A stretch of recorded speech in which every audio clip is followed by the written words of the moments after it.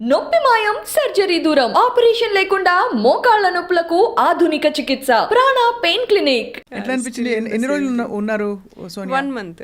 1 month అంటే actually సాహసమే. Phone లేకుండా మనుషులు లేకుండా ఎట్లా అనిపించింది?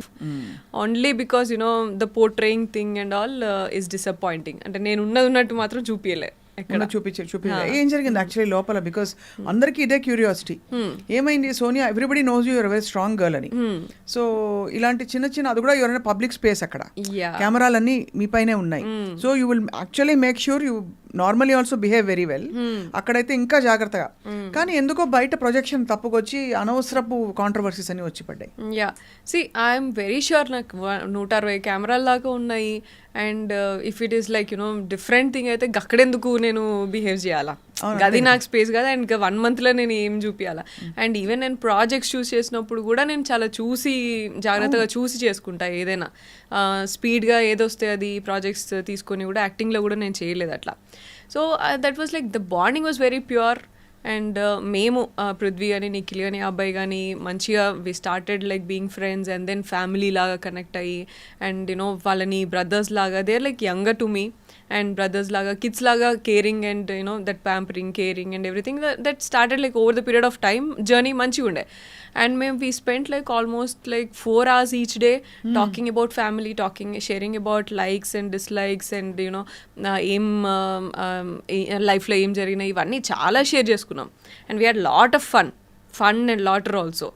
సో అండ్ కామెంట్స్ చేసుకోవడం కానీ అండ్ నీ పెళ్ళి అయితే ఎట్లా, నా పెళ్ళి అయితే ఎట్లా, మనం ఏం గిఫ్ట్లు ఇచ్చుకోవాలి, మనం ఏం చేయాలి, ఎక్కడికి వెళ్ళాలి, ఇవన్నీ చాలా కాన్వర్సేషన్స్ మాట్లాడుకునే అన్నీ వదిలేసి నువ్వు చేతులు పట్టుకునేది జూమ్ చేసి చూపిస్తా అంటే ఏం మాట్లాడాలో నాకు కూడా అర్థం కాలేదు. That was not at all transparent enough.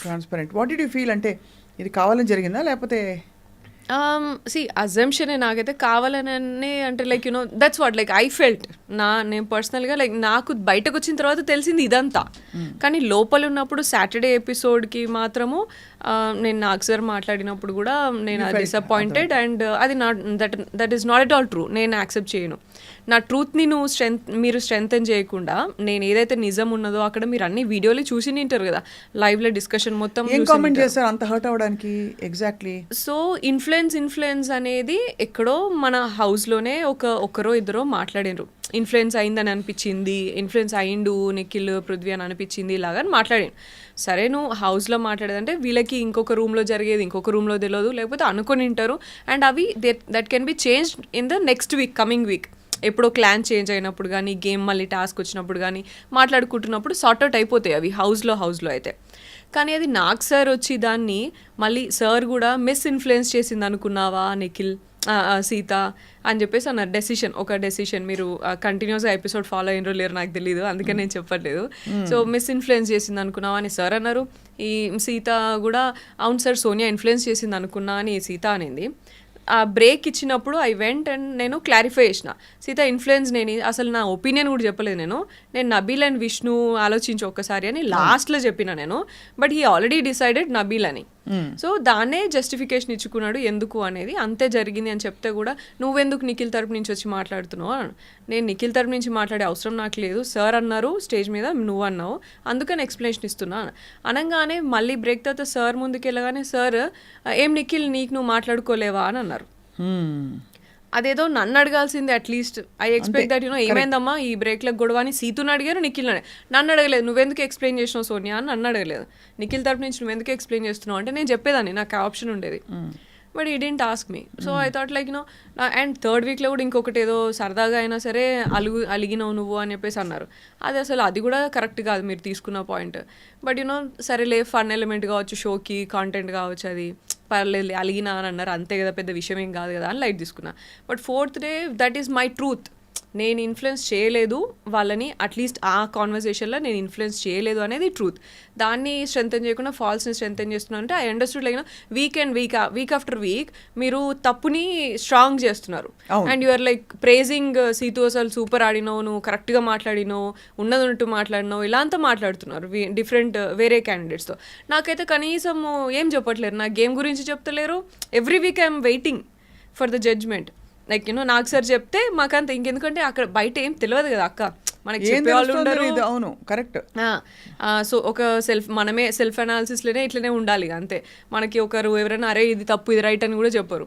Stress లో ఉండదు, బాగా స్ట్రెస్ ఘోరమైన స్ట్రెస్ ఉంటుంది, తిండి ఉండదు సరిగ్గా, చాయ్ అదే ఈ తిండి ఉండదు. ఈసారి మొత్తం సీజన్ అందరితో వింటున్నా ఏమైతుందో యాక్చువల్లీ. రేషన్కి మనం గేమ్ ఆడాలా, అండ్ రేషన్ గేమ్ ఆడి గెలిచిన తర్వాత ఈసారి 2 కొత్తగా నిమిషాలలో పెట్టారు అట్లా. ఫస్ట్ టైం ఫుడ్ కోసమే మనం టాస్క్ ఆడాలా.